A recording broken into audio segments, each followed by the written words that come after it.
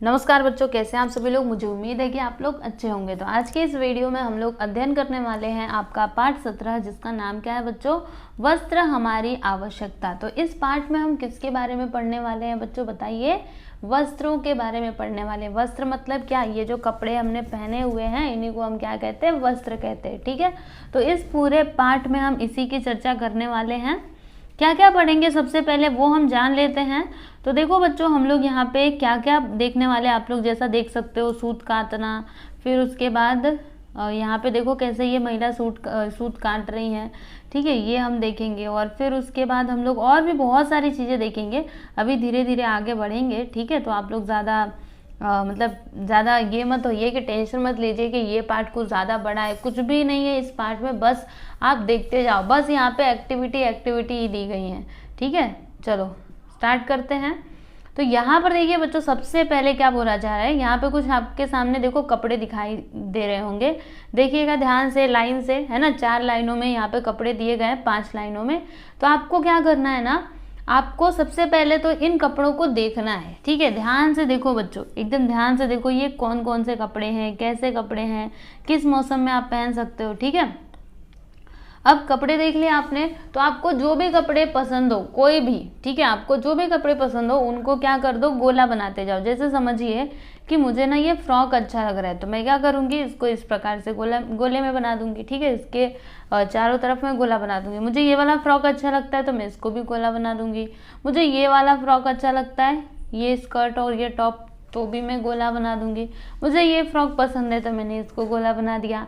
ठीक है, समझिए मुझे ये वाला टी शर्ट अच्छा लगता है तो इसको गोला बना दिया। ठीक है, तो आपको जो भी पसंद है उसको आप इस प्रकार से सर्कल बना दो, गोला बना दो। ठीक है, इतना कर लिया ना आपने। अब आपको क्या करना है मैं आपको बताती हूँ, सुनिएगा। अब आपने जो भी कपड़े चुने हुए हैं उनकी संख्या इसमें लिखिए। समझिए आपने 5 कपड़े चुने हैं तो यहाँ पर 5 लिख दीजिए, 6 कपड़े चुने हैं तो 6 लिख दीजिए। चाहे आपने जितने भी कपड़े चुने हैं उनका नंबर यहाँ पे लिख दीजिए, यानी उनकी संख्या आप लिख दीजिए। ठीक है, इतना समझ में आया ना। अब नीचे आ जाइए, देखो कि क्या तुम्हारे द्वारा चुने हुए कपड़ों की संख्या तुम्हारे मित्रों द्वारा चुने गए कपड़ों की संख्या से मेल खाती है। और फिर आपको क्या करना है बच्चों, जैसे आप गोला बनाओगे, आप संख्या लिखोगे, वैसे ही आपके मित्र भी बनाएंगे। तो आप देखिए कि क्या आप दोनों ने जितने कपड़े क्या किए थे, पसंद किए थे, क्या वो दोनों एक मेल खाते हैं एक दूसरे से। इस प्रकार से आपको चेक करना है। ठीक है, जैसे अपने मित्र को बुलाइए, उसको अपने पास बिठाइए और पूछिए कि उसने कौन कौन से कपड़े चुने हैं, आपने कौन कौन से कपड़े चुने हैं। समझ में आया? तो इस तरीके से आप कर सकते हो। फिर चुने हुए कपड़े कौन कौन से दिन पहनने वाले हैं। अब ये जो चुने हुए कपड़े हैं इनको आप कौन कौन से दिन पहन सकते हो ये भी आप देखो। फिर दिन में कितनी बार कपड़े बदलने वाले हो, मतलब आप दिन में कितनी बार कपड़े बदलने वाले हो। हम तो एक ही बार बदलते हैं, है ना, सुबह सुबह जब नहाते हैं तभी बदलते हैं। कभी होता है क्या कि शाम को भी ऐसा कपड़े हम बदलते हैं। हाँ, तो ऐसा कभी कभी होता है। जैसे जब भी ठंडी का सीजन होता है तो हम क्या करते हैं बच्चों, जैसे दिन में दोपहर में कैसे गर्मी होने लगती है तो हम लोग स्वेटर निकाल देते हैं, लेकिन जब शाम होती है तो हम वो पहन लेते हैं। ठीक है, तो इस प्रकार से हम लोग करते हैं। और दूसरी बात, यहाँ पे क्या बोला जा रहा है मैं आपको बताती हूँ, सुनिएगा। चुने हुए कपड़े कौन कौन से दिन पहनने वाले हो। तो यहाँ पे ना आपको पता होगा, जब ठंडी का सीजन आता है तो हम लोग कैसे कपड़े पहनते हैं, ऊनी वस्त्र पहनते हैं ताकि हमको ठंडी ना लगे। जब गर्मी का सीजन आता है तो सूती वस्त्र पहनते हैं ताकि हमारे जो पसीना है वो वस्त्र सोख सके, क्योंकि जो सूती वस्त्र होते हैं ना वो क्या करते हैं, हमारे पसीने को सोख लेते हैं। ठीक है, तो इस प्रकार से हम लोग करते हैं, आपको पता होगा।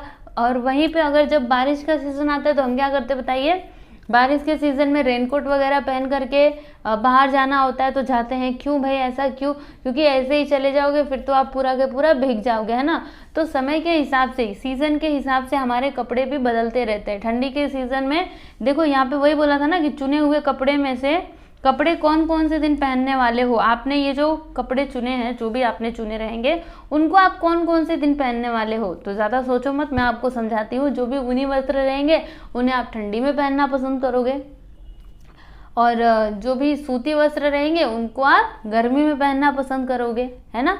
समझ में आ रहा है आप लोग को? तो इस प्रकार से होता है। अब आगे क्या बोला जा रहा है कि क्या तुम्हें ऐसा लगता है कि चुने हुए कपड़ों की अपेक्षा कुछ और कपड़े अपने पास होने चाहिए। देखो बच्चों, कभी मतलब अभी आपको ऐसा लग रहा है क्या, जैसे आपने अपने लिए कपड़े तो चुन लिया, हाँ बहुत सारे कपड़े चुन लिए, ठीक है, लेकिन अभी भी आपको ऐसा लग रहा है क्या कि मेरे पास और कपड़े होने चाहिए थे, लग रहा है, तो आप यहाँ पे लिख सकते हो। समझिए कोई बच्चा सोच रहा है कि मेरे पास 2 और कपड़े होने चाहिए थे, ठीक है, तो यहाँ पे 2 लिख दीजिए। कोई सोच रहा है मेरे पास 3 और होने चाहिए थे, ठीक है, कोई बात नहीं, यहाँ पे 3 लिख दीजिए, ठीक है। इस प्रकार से आप लोग इसमें लिखिएगा, जिससे आपको बहुत सारी चीजें ऐसे धीरे धीरे करके सीखने के लिए मिलेंगी। क्योंकि जब आप अपने मित्र से इसकी चर्चा करोगे, अपने दोस्तों के साथ करोगे, है ना, तब आपको एक दूसरे की पसंद नापसंद के बारे में समझ में आएगा। कौन से कपड़े कब पहने जाते हैं, कब नहीं पहने जाते, ये भी आपको समझ आएगा, ठीक है ना। अगला प्रश्न है कि कपड़ों के अलावा और कौन कौन सी वस्तुएं, आभूषण पहनना तुम्हें अच्छा लगेगा। देखो बच्चों, कपड़े तो हम पहनेंगे, ठीक है, अच्छी बात है, लेकिन उसके साथ, कपड़े के साथ हम और कुछ भी पहनते हैं ना। जैसे हम क्या पहनते हैं बच्चों, बताइए, घड़ी पहनते हैं हाथ में, और क्या पहनते हैं, तो कान का पहनते हैं, लड़कियां कान की पहनती हैं, लड़के नहीं पहनते, ठीक है। और फिर गले में का पहनते हैं, और कुछ पहनते हैं, और चप्पल वगैरह पहनते हैं, ठीक है। तो कपड़ों के अलावा ये सारी चीजें भी हम क्या करते हैं, स्टूडेंट, पहनते हैं, राइट। क्या तुम अपने कपड़े मित्रों को पहनने के लिए दोगे। अच्छा, अभी आपके पास ना बहुत अच्छा कपड़ा है, आपके पापा ने एकदम मस्त वाला कपड़ा ला करके दिया है, ठीक है, तो आपने वो पहन लिया। अब समझिए, आपका कपड़ा आपके मित्र ने भी देखा है, आपके दोस्त ने भी देखा है। अब उसके दोस्त मतलब जो आपका दोस्त है, उसको समझिए कहीं पे जाना है, ठीक है, और वो आपके कपड़े मांगने के लिए आया, तो क्या आप उसको दोगे, पहनने के लिए दोगे उसको कपड़े। दोगे तो हाँ लिखो, ना नहीं दोगे तो ना लिखो, ठीक है। चलिए आगे देखते हैं। विज्ञापनों में दिखाए जाने वाले कपड़ों में से कौन से कपड़े पहनने की तुमको इच्छा होती है। देखो बच्चों, विज्ञापन हम लोग देखते हैं ना, जैसे टीवी पे भी कई तरीके के प्रचार आते रहते हैं, फिर हम कहीं पे बाहर जाते हैं तो बोर्ड लगे रहते हैं, आप देखते होंगे रोड के किनारे वगैरह, ठीक है, या फिर जो अखबार होता है उसमें भी प्रचार आता है, ठीक है, कपड़ों के। तो उनमें से आप कौन से कपड़े पहनना पसंद करोगे, इसके बारे में आप लोग बता सकते हो, ठीक है। तो ये एक कृति थी जो आप लोग को करना था, ठीक है, आप लोग कीजिएगा, आपको अच्छा लगेगा। अभी फिर से यहाँ पे एक और एक्टिविटी दिया गया है। देखिए बच्चों, अब आपको क्या करना है, आपके आसपास का जो भी परिसर होता है ना, जैसे कि रेलवे स्टेशन या फिर बस स्टेशन, या फिर कोई ईंट का भट्टा होता है जहाँ पे ईंटें बनाई जाती हैं, या फिर कोई बंजर जमीन है, ठीक है, तो इन स्थानों में से किसी भी एक स्थान पे आप जाइएगा, और वहाँ पे जो रहने वाले लोग हैं ना, उनसे आप निम्न मुद्दों पे चर्चा कर सकते हो। कौन कौन से मुद्दे हैं वो मैं आपको बताती हूँ। सबसे पहला सवाल आप उनसे ये पूछ सकते हो कि उनके पास कुल कितने कपड़े हैं। जैसे हमारे पास तो हमारी ज़रूरत से ज़्यादा कपड़े होते हैं, हमको वो कपड़ों की ज़रूरत नहीं, लेकिन फिर भी हमारे पास वो कपड़े होते हैं। लेकिन इनसे जब आप ये सवाल पूछोगे ना, तो आप पाओगे कि इनके पास ज़्यादा कपड़े होते ही नहीं है, इनके पास 2 से 3 जोड़ी बस, इससे ज़्यादा कपड़े इनके पास नहीं होते हैं। फिर आप एक और सवाल पूछिएगा कि वो गर्मी के सीज़न में और ठंडी के सीज़न में किस प्रकार के वस्त्र पहनते हैं, ठीक है, तब आप उत्तर क्या पाएंगे। अब जब आप उनसे पूछेंगे तभी आपको समझ में आएगा कि ये उत्तर क्या दे रहे हैं। लेकिन मेरे हिसाब से मैं आपको बताती हूँ, जैसे हमारे पास ठंडी के सीजन में पहनने के लिए ऊनी वस्त्र होते हैं, गर्मी में पहनने के लिए कौन से वस्त्र होते हैं, तो सूती वस्त्र होते हैं। जब वर्षा ऋतु आती है तो वर्षा ऋतु में पहनने के लिए हमारे पास रेन कोट्स होते हैं, ठीक है, वाटरप्रूफ, हमारे पास वाटरप्रूफ बैग होते हैं, वाटरप्रूफ घड़ी भी होती है। लेकिन इन लोगों के पास इतनी सारी चीज़ें नहीं होती है, इनको एक ही कपड़े पे पूरा साल भर गुजार देना पड़ता है, मतलब 1 से 2 जोड़ी कपड़ों में ही, ठीक है। फिर जब कोई त्यौहार आता है, जैसे कोई भी त्यौहार आता है, दिवाली आ गया, होली आ गया, या फिर कोई भी त्यौहार आ गया, ठीक है, तो हम लोग क्या करते हैं बच्चों, बताइए, हम लोग नए नए कपड़े पहनते हैं ना। अभी दिवाली आने वाली है ना, सबको लाइन से नए कपड़े चाहिए, सबको घर में नए नए कपड़े बनते हैं, लेकिन इन लोगों के लिए क्या बन पाते हैं, आप ये भी उनसे पूछ सकते हो। और अगला प्रश्न कि दिन में कितनी बार कपड़े बदलते हैं, वे लोग दिन में कितनी बार कपड़े बदलते हैं। तो ऊपर जो आपने ये कृति की, मतलब ये जो आपने बस्ती में गए और वहां पर जाकर के जो बातचीत की, इससे आपको क्या समझ में आया। देखो, इससे आप एक बात तो समझ गए होंगे कि ये जो लोग होते हैं ना, इनके बस आवश्यकता के अनुसार ही इनके पास कपड़े होते हैं, जरूरत से ज्यादा इनके पास कपड़े नहीं होते, ठीक है। तो ये बात तो आप समझ गए कि आवश्यकता के हिसाब से इनके पास कपड़े होते हैं, है ना। तो अब आपको ये जो ऊपर दी गई कृति थी ना, ये वाली कृति, ये गोला बनाने वाली, आप फिर से करिएगा, क्योंकि अभी आपको समझ में आ रहा होगा कि आवश्यकता, जितनी की आवश्यकता मतलब है उतने ही हमको कपड़े लेने चाहिए, क्योंकि इन लोगों के पास भी तो उतने ही कपड़े, लेकिन फिर भी ये लोग जी रहे हैं, ठीक है। तो अब ये एक्टिविटी आप फिर से कीजिए और जो भी आपने कपड़े चुने होंगे यहाँ पे चौखट में लिखिए। ठीक है, कपड़ों का चुनाव करो तथा संख्या चौखट में लिखो। समझे? अब यहाँ पर देखो आगे क्या बोला जा रहा है कि बच्चों इन प्रश्नों के उत्तर मिलने पर ऐसा लगेगा कि हमारे पास जितने कपड़े होने चाहिए उनकी संख्या उससे अधिक है। सही बात है ना? आप देख लीजिएगा अपना बैग उठा करके या फिर मम्मी आपके जहाँ पे कपड़े रखती होंगी, आपके पास बहुत कपड़े होंगे। ठीक है, बहुत सारे कपड़े रहते हैं जो हम लोग बस भर भर के रखे रहते हैं, कपड़ा उधर रखा रहता है, लेकिन फिर भी हम नए कपड़े खरीदते रहते हैं, है ना? तो हमारे पास आवश्यकता से अधिक कपड़े हैं, पहले हम उनको पहन करके ख़त्म करना चाहिए उन कपड़ों को।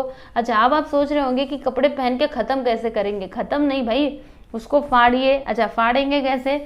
मतलब जैसे जैसे देखो, अगर आप कपड़े पहनते रहते हो तो फट जाता है ना, तो इस प्रकार से हम लोग को करना चाहिए, है ना? लेकिन फिर भी हम नए कपड़े तो खरीदते हैं, हमको अच्छा लगता है। तो हमारे पास जितने कपड़े होने चाहिए उनकी संख्या उससे अधिक है। कपड़े होने चाहिए और उन कपड़ों की सचमुच उतनी आवश्यकता होना, ये दोनों भिन्न बातें हैं। आवश्यकता न होने पर भी वस्तुएं चाहना हमारा लोभ है। सुनिए बच्चों, यहाँ पे ना आवश्यकता और लोभ दोनों के बीच का अंतर बताया जा रहा है। जैसे हमारे पास समझिए, हमारे पास ना कोई स्वेटर नहीं है। ठीक है, हमारे पास स्वेटर नहीं है, तो ठंडी का सीजन आ गया, तो हमारे पास स्वेटर नहीं है तो क्या करेंगे? ठंडी के सीजन में हमको स्वेटर चाहिए होगा, नहीं तो ठंडी लग जाएगी, बीमार पड़ जाएंगे, बुखार हो जाएगा, है ना? तो क्या करेंगे? हम स्वेटर खरीदेंगे। तो स्वेटर क्या है बच्चों? हमारी आवश्यकता है ना? हमको जरूरत है, वो चाहिए, उसके बिना हमारा काम नहीं चलता, हमको चाहिए तो चाहिए, क्योंकि ठंडी का मौसम आ गया, नहीं पहनेंगे तो हमको ठंडी लग सकती है, राइट? तो ये क्या है? हमारी आवश्यकता है। लेकिन आपके पास नए नए कपड़े 2 से 3 जोड़ी पूरा एकदम नए नए रखे हुए हैं। ठीक है, आपने 1 से 2 बार किसी त्योहार में पहन लिया होगा, अभी फिर से दिवाली आने वाली है, ठीक है ना? तो अब आप कहते हो कि नहीं मुझे तो नए कपड़े चाहिए। ठीक है, मम्मी ने बोला नहीं, जो पुराना वाला है जो अभी वो भी तो नया ही है, उसे ही पहन लेना। लेकिन हम नहीं मानते, हमको लगता है कि हमारे पास नए कपड़े होने चाहिए। ठीक है, तो ये क्या है? हमारा लोभ है, ये हमारी आवश्यकता नहीं है। अगर हम वो कपड़े नहीं लेंगे तो भी चल जाएगा, क्योंकि हमारे पास उतने कपड़े हैं, पहनने भर के कपड़े हैं, लेकिन हमको नए कपड़े चाहिए। तो ये क्या हो गया? लोभ। देखो, आवश्यकता और लोभ में बहुत अंतर होता है। आवश्यकता जो होती है ना, उसके बिना आपका काम चल ही नहीं सकता, लेकिन ये जो लोभ है ना, इसके बिना आपका काम चल सकता है। ठीक है, तो यहाँ पे वही बताया गया था, आवश्यकता और लोभ। आई होप कि आपको समझ आया रहेगा। फिर हम प्रसार माध्यमों द्वारा कपड़ों के विभिन्न विज्ञापन देखते हैं और उनकी ओर आकर्षित होते हैं। इस प्रकार वस्तुओं के प्रति निर्मित होने वाला आकर्षण हमारे लोभ को प्रोत्साहित करता है। अच्छा, एक बात बताइएगा, ये हमको कपड़े लेने का विचार आता कहाँ से है? कहाँ से आता है? जब हम लोग टीवी वगैरह में जो भी अलग अलग प्रसार के माध्यम है, न्यूज़पेपर वगैरह, वहाँ पे जब नए नए डिज़ाइन के कुछ स्टाइलिश कपड़े देख लेते हैं तो हमको वही चाहिए, है ना? जब हम वो प्रचार देखते, वो ऐड देखते, तभी तो हमको ऐसा लगता है कि हमारे पास होने चाहिए, नहीं देखते तो नहीं होता।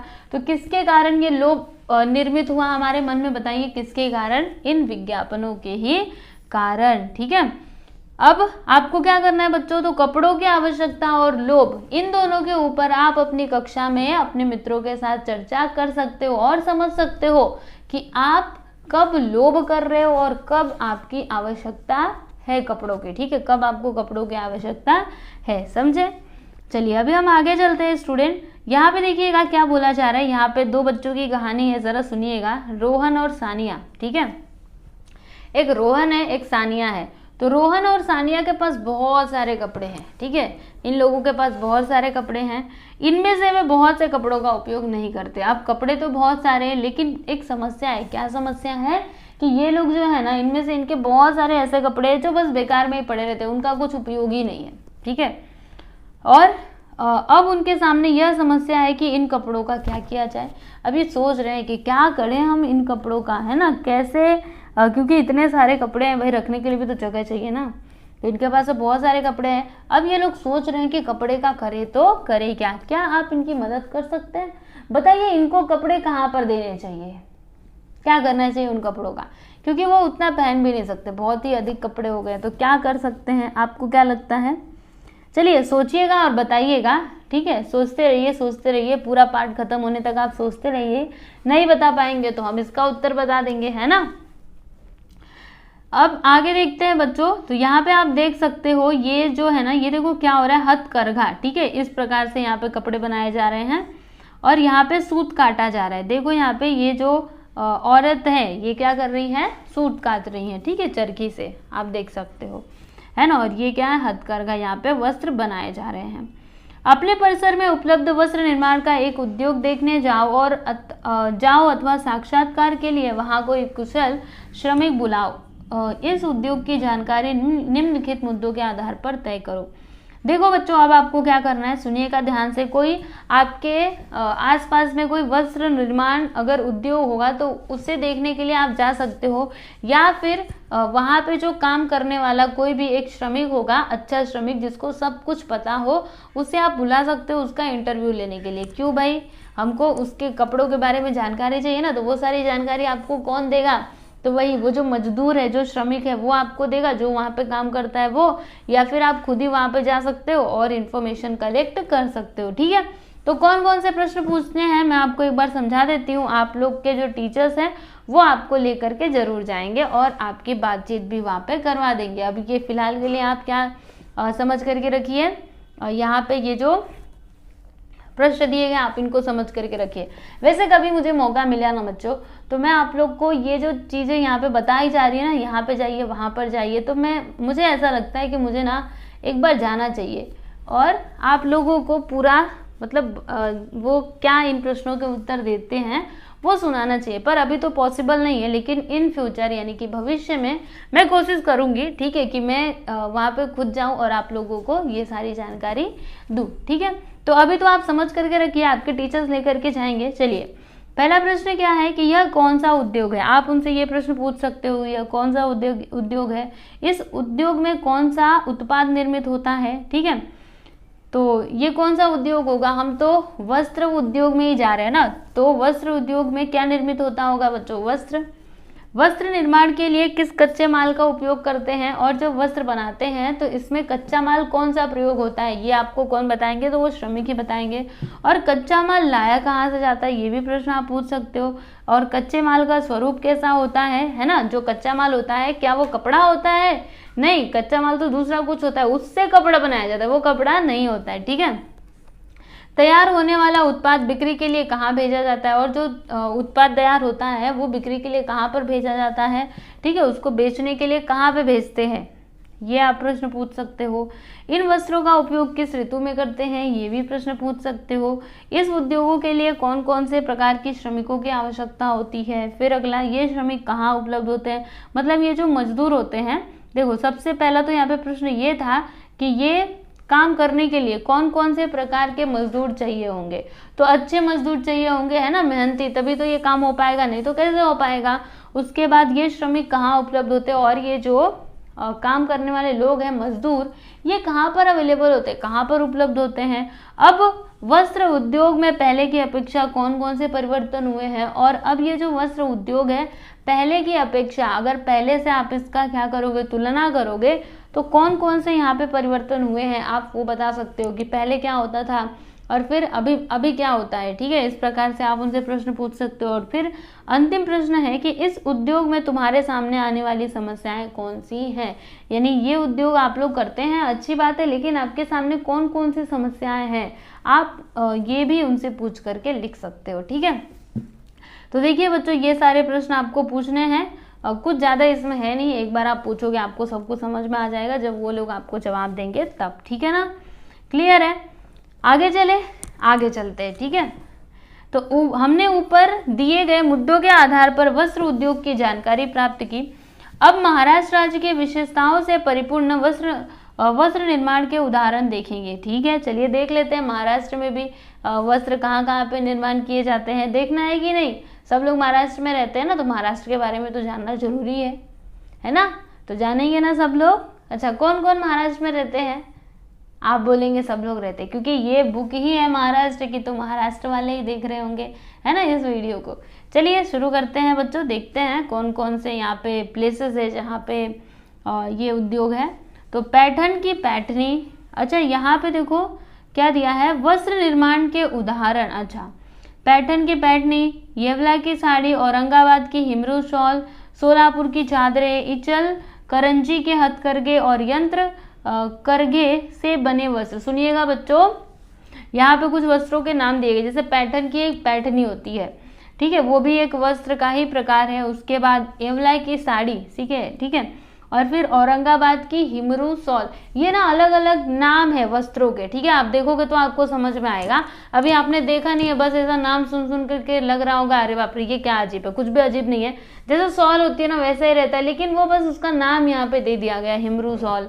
फिर सोलापुर की चादरें, वैसे सोलापुरी चादर तो सबने देखी होगी, है ना, देखी होगी, हमारे घरों में तो होती है, मेरे घर पे तो है, वैसे आपके घर में भी होती होगी, ठीक है। उसके किनारे पे लिखा रहता है नाम सोलापुर, तो हम समझ जाते हैं हाँ ये सोलापुरी चादर है, ठीक है, बड़ी ही फेमस है, सब लोग खरीदते हैं सोलापुर चादर। फिर इचलकरंजी के हथकरघे और यंत्र करघे से बने हुए वस्त्र, यानी मशीनों से और हाथों से, ठीक है, मशीनों से भी और हाथों से भी बने हुए वस्त्र। तो ये सभी वस्त्र निर्माण के कुछ उदाहरण हैं। अगले पृष्ठ पर दिए मानचित्र के आधार पर यह बात तुम्हारे ध्यान में आएगी, जिन वस्त्र उद्योगों को तुम जानते हो परंतु वे मानचित्र में दर्शाए नहीं गए हैं, उन्हें इस मानचित्र की सूची में लिखो और मानचित्र में उचित स्थान पर दर्शाओ। चलो बच्चों, सबसे पहले हम मानचित्र समझते हैं, फिर बताऊंगी कि क्या करना है। तो यहाँ पर देखिएगा बच्चों, महाराष्ट्र राज्य महत्वपूर्ण वस्त्र उद्योग, जो भी यहाँ पे वस्त्र उद्योग है वो यहाँ पे दी गई है। तो इसको आप कैसे पहचानोगे, कहाँ कहाँ पे वस्त्र उद्योग है, तो देखो इसमें आप देखिएगा, यहाँ पे जो मैं आप लोग को दिखाना चाहती हूँ ये देखिए ये, ठीक है ना। तो ऐसा निशान जहाँ पे रहेगा वहां पे आप समझ जाइए क्या है, इचलकरंजी का वस्त्र, और जहाँ पे ऐसा निशान रहेगा सोलापुरी चादर, जहाँ पे ऐसा निशान रहेगा हिमरू शॉल, ऐसा निशान रहा था येवला की साड़ी, और ऐसा निशान रहा तो पैठन की पैठनी, ठीक है। तो इस प्रकार के कुछ निशान है। चलिए देखते हैं बच्चों शुरू से। तो यहाँ पर देखिएगा ये महाराष्ट्र राज्य का मानचित्र है। तो नासिक में देखो बच्चों, नासिक में ये वाला चिन्ह है, तो ये वाला चिन्ह मतलब क्या है, येवला की साड़ी, यहाँ पर ये वस्त्र उद्योग है। फिर औरंगाबाद में देखिए यहाँ पे ये वाला निशान है, तो ये वाला निशान मतलब क्या है, हिमरू शॉल। उसके बाद यहाँ पे जालना है ना, जालना, ठीक है, तो यहाँ पे पैठन की पैठनी है। उसके बाद सोलापुर में सोलापुरी चादर, ठीक है, सोलापुर में बनती है सोलापुरी चादर। उसके बाद ये कोल्हापुर, तो यहाँ पे क्या है, इचलकरंजी का वस्त्र, समझे। तो इस प्रकार से देखो ये तो आपने देख लिया। और कोई ऐसी जगह आप लोग जानते हो क्या महाराष्ट्र में जहाँ पर वस्त्र उद्योग है और उनके नाम यहाँ पे नहीं लिखे हुए, तो आप लोग लिख सकते हो, ठीक है, कहीं का भी लिख सकते हो। अभी आपके मन में जो भी हो, आपको जो भी याद आए कि ये जगह पे है वस्त्र उद्योग लेकिन उसका नाम नहीं लिखा गया, आप यहाँ पे लिख सकते हो, ठीक है। समझ में आ रहा है ना आप लोगों को। अभी देखिएगा यहाँ पे ना कुछ वस्त्रों के प्रकार दिए गए, जैसे कि आप लोग देख सकते हो, ये कैसे पूरा सिल्कन है, ये भी सिल्कन है, ये भी सिल्कन, देखो अलग अलग तरीके के यहाँ पे वस्त्र दिए गए हैं, ठीक है ना। तो लखनवी चिकन, देखो ये वस्त्रों के नाम है, हाँ, Kashmiri silk, Banarasi silk, Kadiyal, Pitambari, Pochampally, Narayanpet, Kanjivaram, Patola, Mysore silk आदि साड़ियों के अनेक प्रकार है, ठीक है। ये सभी ना साड़ियों के बच्चों क्या है, प्रकार है। जैसा कि आप यहाँ पे देख सकते हो अलग अलग प्रकार की साड़ियाँ हैं, पहली, दूसरी, तीसरी, चौथी, ठीक है ना। तो ये क्या है, साड़ियों के अलग अलग प्रकार हैं, और देश के भिन्न भिन्न भागों की ये साड़ियाँ हमारी विविधता को दर्शाती हैं। यानी देश के अलग अलग भागों की ये जो साड़ियाँ होती हैं, ठीक है, अभी ये सारे प्रकार की साड़ियाँ एक जगह तो बनती नहीं होंगी, है ना, अलग अलग जगहों बनती होंगी।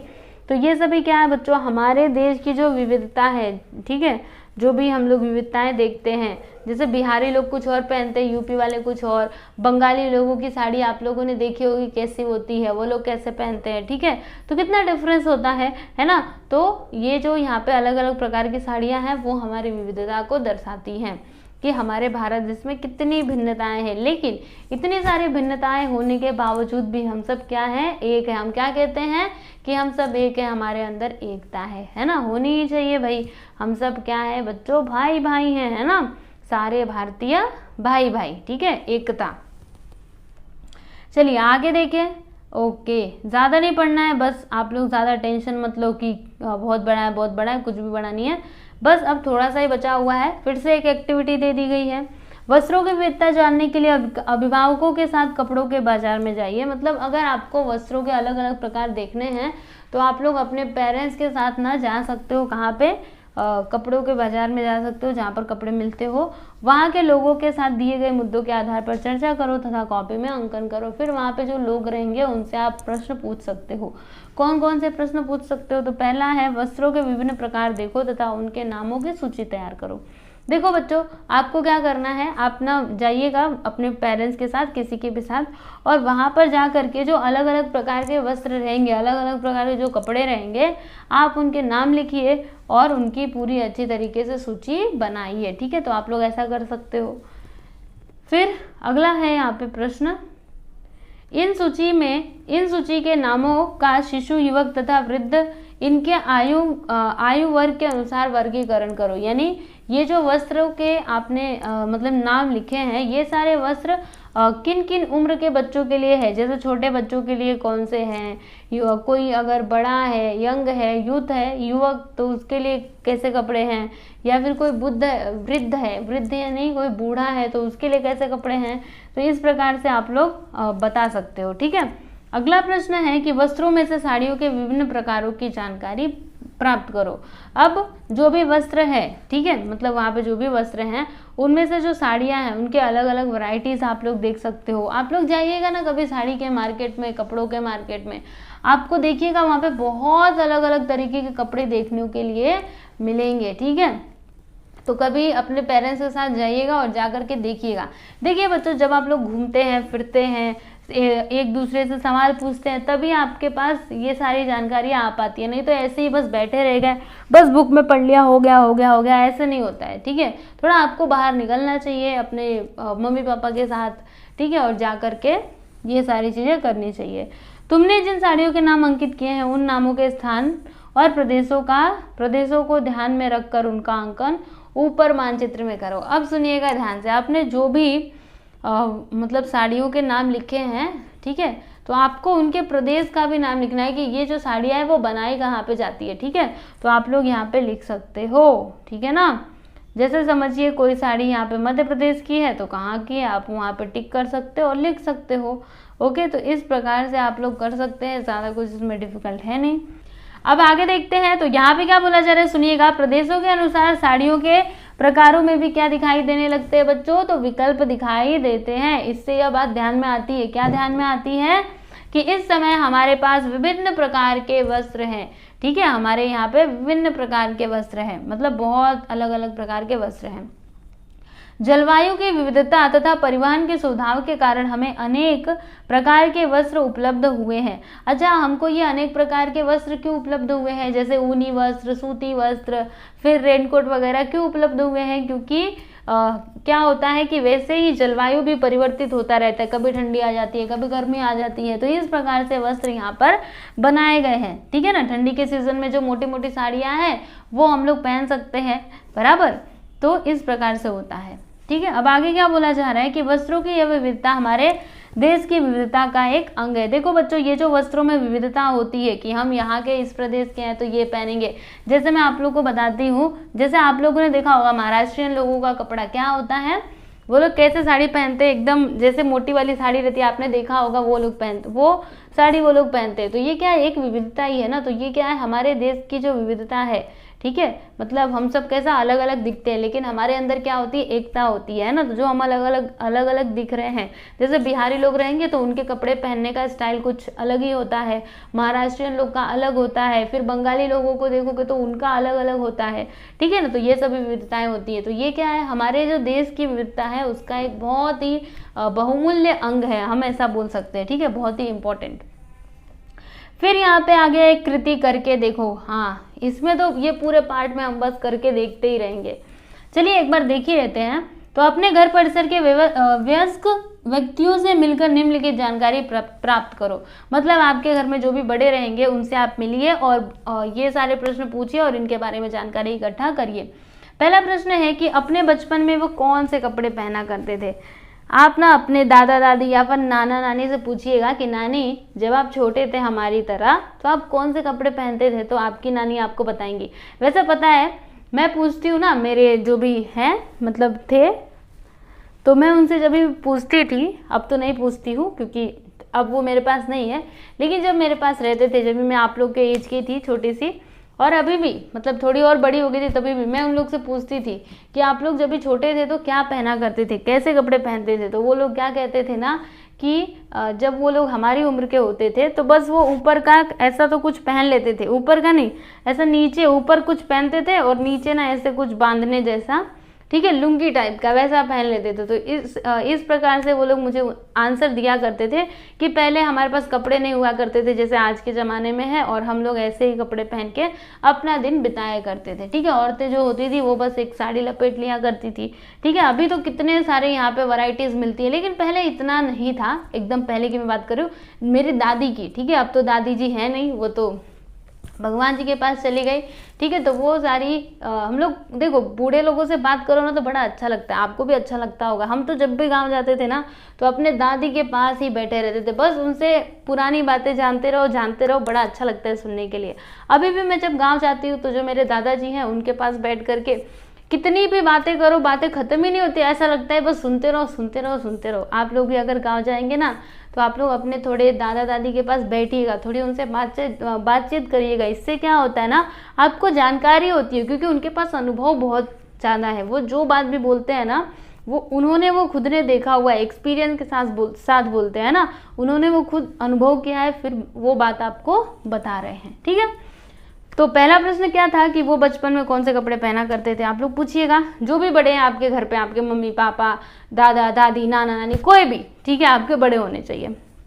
अगला प्रश्न, उनके द्वारा बताए गए कपड़ों की सूची तैयार करो। और उन्होंने जो भी आपको कपड़े बताए हैं उनकी पूरी एक लिस्ट बनाइए और यह सूची लेकर कपड़े की दुकान में जाओ और देखो कि इनमें से कौन कौन से कपड़े उपलब्ध हैं। मतलब आपने जो सूची बनाई है उसको लीजिए और जाइए दुकान में, जो भी कपड़े की दुकान है वहां पे जाकर के पता करिए कि क्या वो कपड़े अभी भी अवेलेबल है, कौन कौन से कपड़े उपलब्ध हैं, कौन कौन से नहीं उपलब्ध हैं। फिर अगला, यह जानकारी प्राप्त करो कि कौन से कपड़े उस दुकान में मिलते हैं। ये भी जानकारी प्राप्त करो कि उस दुकान में किस टाइप के कपड़े मिलते हैं। और यह पता लगाओ कि किन कपड़ों का उपयोग अब नहीं किया जाता। और ये भी पता लगा सकते हो कि पहले आपके जो बड़े लोग हैं वो उन कपड़ों का उपयोग करते थे, लेकिन अब के टाइम पे उन कपड़ों का उपयोग नहीं किया जाता, तो वो कौन से कपड़े हैं। फिर ये कपड़े जहाँ से आ रहे थे उन स्थानों की जानकारी प्राप्त करो। अब पहले के ज़माने में जो लोग कपड़े पहनते थे वो कपड़े कहाँ से आते थे, ये जानकारी भी आप इकट्ठा कर सकते हो। अगला, साथ ही यह जानकारी प्राप्त करो कि इनका उपयोग बंद हो गया है या फिर नहीं, ठीक है ना। तो इस प्रकार से आप लोग ये सारे प्रश्न पूछ सकते हो बच्चों। तो पूछिएगा अपने घर के बड़ों से। अगर आप अपने मम्मी पापा से पूछोगे तब तो आपके ज़माने मतलब वो भी कपड़े बताएंगे लेकिन कुछ जाना पहचाना सा होगा, लेकिन वहीं एकदम बूढ़े लोगों से आप पूछोगे ना तब तो वो ऐसे ऐसे कपड़े बताएंगे जो आपने कभी देखे भी नहीं होंगे, क्योंकि वो खुद ही इतने बूढ़े हो चुके हैं। मतलब पीछे से वो कितना आगे है, सोचिए ना, उनके जैसे कोई 100 साल की बुढ़िया, ठीक है, आपने उससे पूछा कि आप बचपन में कौन से कपड़े पहनते थे, तो वो पता नहीं वो कौन से कपड़े का नाम लेंगे, आपको समझ में नहीं आएगा और आपने वो कपड़े देखे भी नहीं होंगे, ठीक है। तो आप लोग जाइएगा, पूछिएगा। चलिए अभी हम लोग आगे चलते हैं। क्या तुम जानते हो, क्या जानते हैं, मानव के विकास के दौरान उसके शरीर में अनेक परिवर्तन होते गए। मतलब जैसे जैसे इंसानों का विकास हुआ वैसे वैसे उनके शरीर में भी परिवर्तन होते गए और शरीर पर स्थित बालों की मात्रा कम होती गई, या उनमें से ही एक परिवर्तन है। और फिर जो शरीर पर के बाल थे वो धीरे धीरे कम होते गए, ठीक है। शरीर पर बालों का आवरण कम होने के कारण ऋतु परिवर्तन से सुरक्षा की आवश्यकता का जन्म हुआ। अब देखो शरीर पे बाल है तब तक तो ठीक है, हमको कुछ ठंडी नहीं लगती है, लेकिन अगर हमारे शरीर पे बाल नहीं रहते तो ऐसा लोगों को लगा कि हमें क्या पहनने चाहिए, वस्त्र पहनने चाहिए, क्योंकि जब ऋतु परिवर्तन हो रहा है, कभी ठंडी आ जा रही है, कभी गर्मी आ जा रही है, तो उन सारी चीज़ों से बचने के लिए हमको कुछ तो चाहिए ना, ठीक है। तो इस तरीके से वस्त्र का क्या हुआ बच्चों, जन्म हुआ। मानव ने क्या किया, वस्त्र बनाए, ठीक है, अलग अलग प्रकार के। जैसे कभी गर्मी का सीजन आया तब उनको लगा कि मोटे कपड़े हम नहीं पहन सकते हैं, तो उन्होंने पतले कपड़े बनाए। और जब ठंडी का सीजन आया तो उनको लगा होगा कि इन कपड़ों से कुछ नहीं होने वाला, अब हमको मोटे कपड़े चाहिए, ठीक है ना। आदिकाल के आरंभ में मानव वस्त्र का उपयोग नहीं करता था। इसके बाद वृक्षों की छाल तथा पत्तियों का उपयोग होने लगा। कालांतर में वह शिकार करके मारे गए जानवरों की खाल का उपयोग करने लगा। कपास जैसी वनस्पतियों के सूत तैयार करने की कला अवगत हो जाने पर सूती कपड़े का उपयोग होने लगा। देखो बच्चों यहाँ पे क्या बोला जा रहा है, जैसे आदिकाल बहुत पहले की बात की जा रही है, आदिकाल की, कि पहले तो मनुष्य कपड़े ही नहीं पहनते थे, वस्त्र ही नहीं पहनते थे।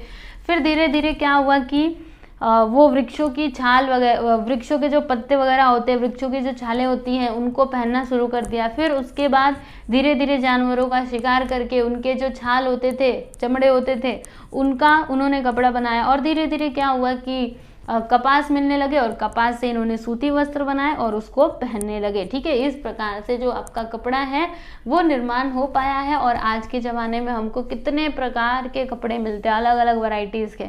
कोई सूती मिलता है, ऊनी मिलता है, रेशमी मिलता है ना। कई सारे सूत हैं जिनसे कपड़े बनाए जाते हैं अलग अलग प्रकार के।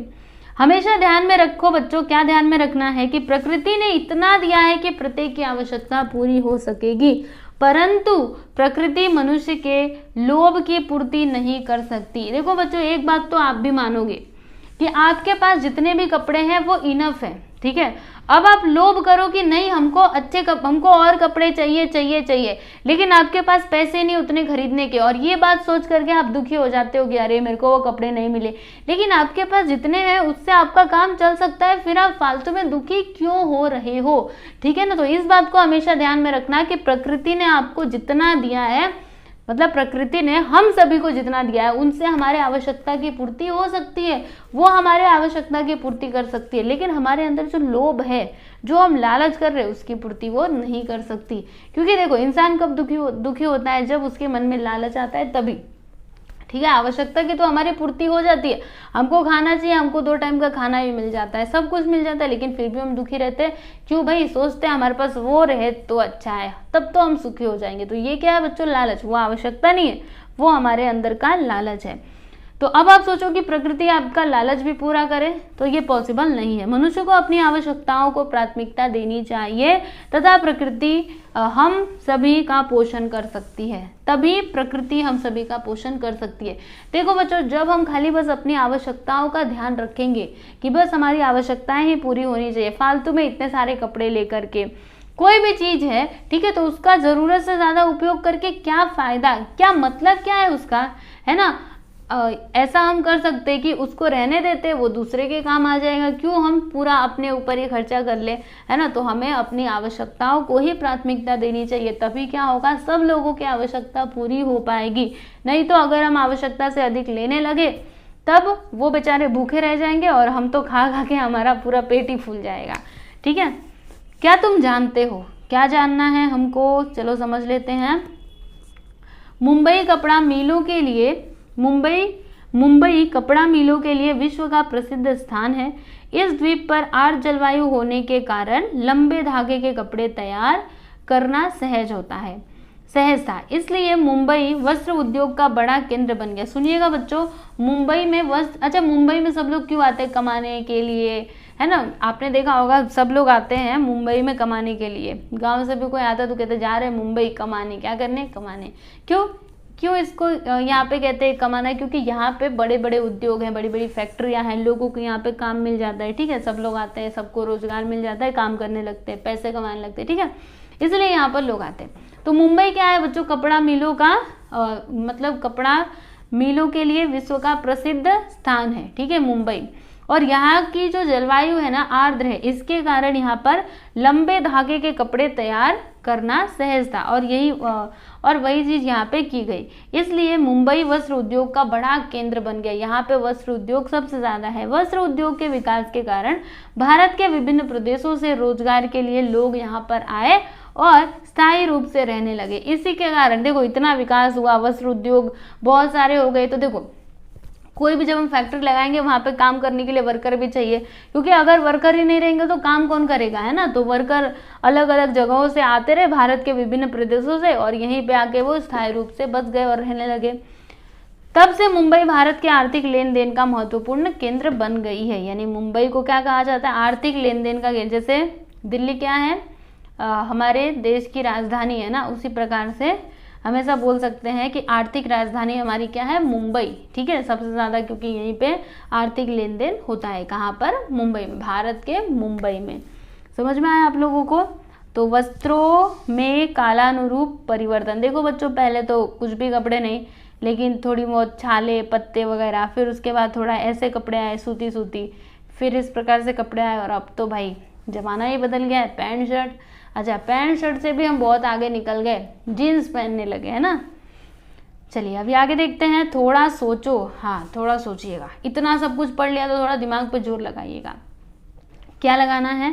देखो, जलवायु में होने वाले परिवर्तन के अनुसार विभिन्न भिन्न भिन्न प्रदेशों में उपयोग में लाए जाने वाले कपड़ों में परिवर्तन होते हैं। जी हाँ, जम्मू कश्मीर, राजस्थान, महाराष्ट्र तथा केरल राज्यों में उपयोग में लाए जाने वाले पोशाकों के चित्र प्राप्त करो। इसके आधार पर वहाँ की जलवायु के विषय में कक्षा में चर्चा करो। ठीक है, तो आप लोग करिएगा। जो अलग अलग प्रदेश है वहाँ पे अलग अलग प्रकार के वस्त्र पहने जाते हैं, तो उनकी जानकारी इकट्ठा करिए कि कौन से वस्त्र पहने जाते हैं, कनाडा में कौन, महाराष्ट्र में कौन, जम्मू कश्मीर में कैसे वस्त्र पहने जाते हैं। तो ये सारे वस्त्रों की जानकारी आप इकट्ठा करिए और देखिए क्या वो उस जलवायु के अनुकूल है। मतलब जैसे कि अगर मैं जम्मू कश्मीर की बात करूँ तो वहाँ पे क्या होता है, ठंडी पड़ती रहती है, तो वहाँ के लोगों को 12 महीने स्वेटर पहनने की ज़रूरत पड़ती होगी, है ना, क्योंकि वहाँ पे ठंडी पड़ती है। ठीक है, तो इसी प्रकार से आप लोग जलवायु के बारे में भी इन्फॉर्मेशन कलेक्ट कर सकते हो, यानी कि जानकारी इकट्ठा कर सकते हो। ठीक है ना बच्चों, तो यहाँ पे आपका पाठ समाप्त होता है और मैं ऐसा उम्मीद करती हूँ कि आपको सब कुछ समझ में आया होगा। एक और बात, हमने क्या क्या सीखा है? वस्तुओं की आवश्यकता न होने पर भी उसे पाने की इच्छा करना क्या होता है? लोभ होता है। अब आपकी परीक्षा में पूछा गया कि बच्चों बताइए लोभ किसे कहते हैं, तो क्या बोलेंगे? यही बोलेंगे, वस्तुओं की आवश्यकता न होने पर भी उसे पाने की इच्छा रखना क्या कहलाता है? लोभ कहलाता है। और आवश्यकता अनुसार वस्तुओं का उपयोग करना चाहिए, जितनी जरूरत है उतना ही उपयोग करो, जरूरत से ज़्यादा उपयोग मत करो। अगला, हमारे देश के विभिन्न प्रदेशों में विशेषताओं से परिपूर्ण वस्त्र निर्माण की परंपरा है। अच्छा, देश के वस्त्रों की विविधता मानचित्र की सहायता से हमने समझ लिया, समझा था ना हमने। ठीक है, तो यहाँ पर आपका पाठ समाप्त होता है। तो मैंने आपको जो कुछ भी पढ़ाया एक बार फिर से थोड़ा पढ़ने की कोशिश करिए, समझने की कोशिश करिए। कुछ भी नहीं आता है तो आप लोग कमेंट करके पूछ सकते हो। और जो इसका प्रश्न उत्तर है, अगर आप चाहते हो कि इसका प्रश्न उत्तर भी मैं आप लोग को दूं तो आप लोग कमेंट करके बता सकते हो। ठीक है, अगर ज़्यादा बच्चे चाहेंगे, कमेंट करेंगे कि हाँ मुझे चाहिए चाहिए चाहिए। अच्छा, अगर आप कमेंट नहीं कर पाते हो तो आप लोग मुझे टेलीग्राम पे बोल सकते हो या फिर इंस्टाग्राम पे बोल सकते हो। ठीक है ना, तो इन जगहों पे आके अगर आप बोलेंगे कि प्रश्न उत्तर भी चाहिए तो मैं जल्दी से, मतलब बहुत ही जल्द प्रश्न उत्तर भी जो है वो आप लोग को बता दूंगी। ठीक है, तो चलिए बच्चों, अब हम लोग अगले वीडियो में मिलते हैं। नमस्कार।